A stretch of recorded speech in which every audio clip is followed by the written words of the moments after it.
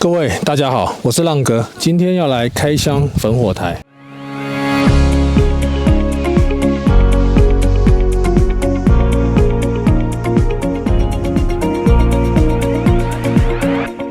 那它是一个台湾品牌，然后都是台湾制造。大家看到我右边这个是大的焚火台，这次有2个尺寸，一个大一个小。那这边是大的。那这个焚火台呢，它全部都是黑铁做的，然后它有一个上盖，就是如果你没有在烧的时候，你可以上盖盖上去，它可以当做一个桌面使用。然后它还有一个这个配件可以让你上面可以放茶壶等等之类。那我们今天就先来组装一个小的，来给大家看一下它的收纳起来的样子，就像这样子。它是一个6角形的。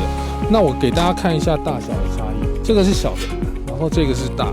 那其实大小差蛮多，大概1.5倍。然后小的大概是5公斤重，大的大概是8公斤左右。其实收纳起来很小，然后也方便携带。这是它的上盖，我们先把上盖拿起来。那里面有几个配件第一个架子、支撑腿、6片的铁片。那它的组装顺序，反过来，然后把这个腿组起来。这个脚就只要依序把它旋上去就可以了。好。这个底座就完成了这样就可以了。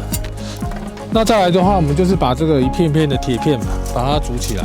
它总共有6片，然后它上面就有这个缺角，它是用阻力式的，上面套上很直觉的套法，就这样子就可以了。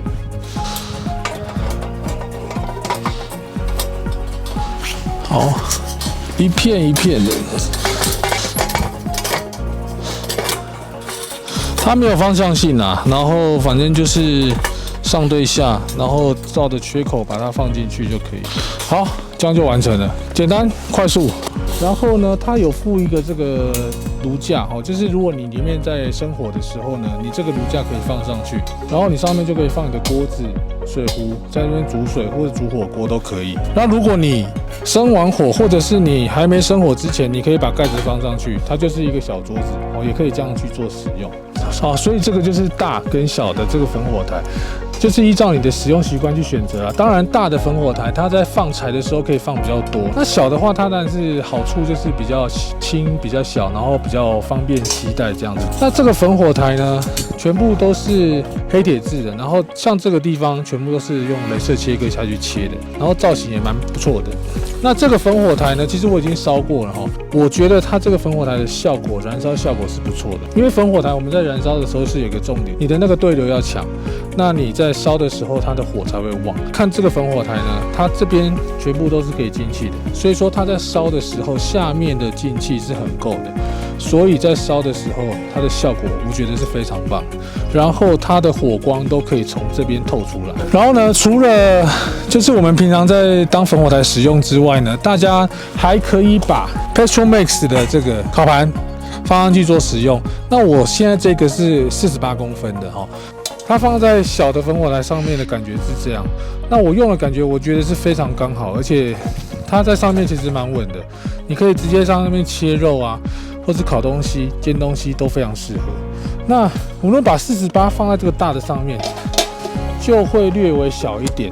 这个大的就适合放56，会非常刚好。你有烤盘的朋友如果你有买这个焚火台，我也推荐你可以这样试试看，是非常棒的一个用法。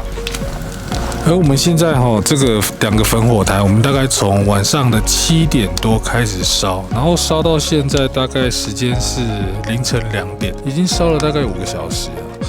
它的燃烧效率其实真的是非常好，你可以看到它下面开孔其实很多。那这个状况呢，在燃烧的时候，它的进气就会非常的顺畅。在它的底下呢，其实也不太会有大颗粒的积碳然后下面都烧得非常红，所以它的火焰就可以一直往上冲，不会像一般的焚火台，可能现在的通风不是那么好的话，就会开始积碳。积碳的话，上面的火就会开始变小，那你就变成一直要去翻搅它。另外，我们观察到就是它的这个铁板没有发现到有什么变形的状况，这几个小时都是维持这样大火的状态之下，它的状态还是维持得非常好，值得推荐的一个焚火台给大家。